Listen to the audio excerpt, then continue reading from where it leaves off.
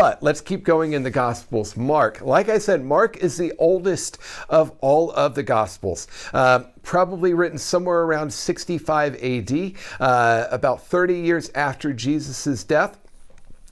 We say that time because it was almost certainly written after the death of Paul and Peter. And those two played an important role in this gospel because they both had a role to play in the life of the writer of the Gospel of Mark, a man who is often referred to as John Mark.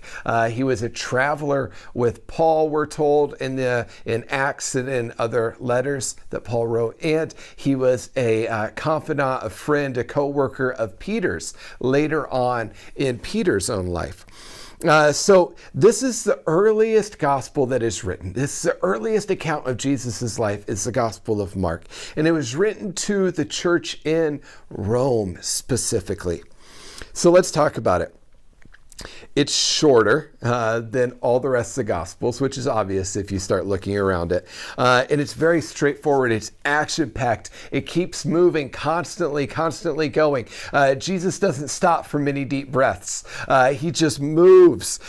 He calls disciples. He drives out demons. He heals the sick. He announces that everything has to do with the coming of God's kingdom. Mark introduces the kingdom of God in a theological way to all of us. He shows us what it's about. And so it was written to the Roman church, and it's important to center the Gospel of Mark within that time. So it was written to a church that is living through the reign of Nero, that had just seen both Peter and Paul killed, most likely in Rome. Two of the biggest names in early church Christianity and all of Christianity died in a pretty close spot to them. And so soon after all of this little gospel appears. And it's written to remind them of Jesus' own messiahship, that he is the suffering servant, and to encourage them to bear the cross as they live out this following that Jesus has called them to. And three things emerge in the Gospel of Mark: that Jesus is the kingly Messiah, that he is God's suffering servant, and that he keeps his identity secret.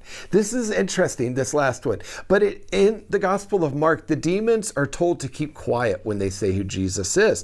The crowds are told not to tell anyone when they see Jesus move. And when finally confessed as the Messiah by his disciples, Jesus tells them to keep it down and not to go and tell everybody. It's really interesting. There was an expectation, according to Mark, that this was supposed to be on the down low until after Jesus' life, death, and resurrection.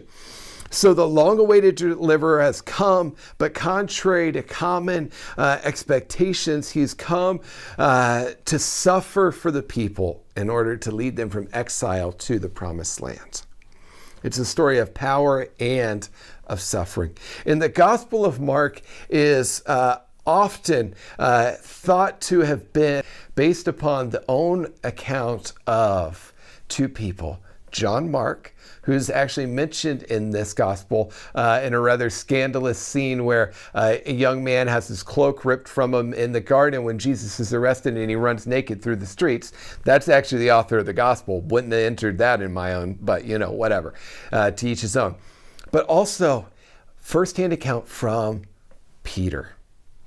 Peter is mentioned so many times in this account that it's believed that he was the one telling all of these stories, laying out this gospel to Mark as he was writing it. So that's the Gospel of Mark, or maybe we should call it the Gospel of Peter. Wouldn't that be a little interesting? The next video is going to talk about another gospel. So if you have time, keep going. If you need to stop for right now, end it here and come back later on to read the next gospel.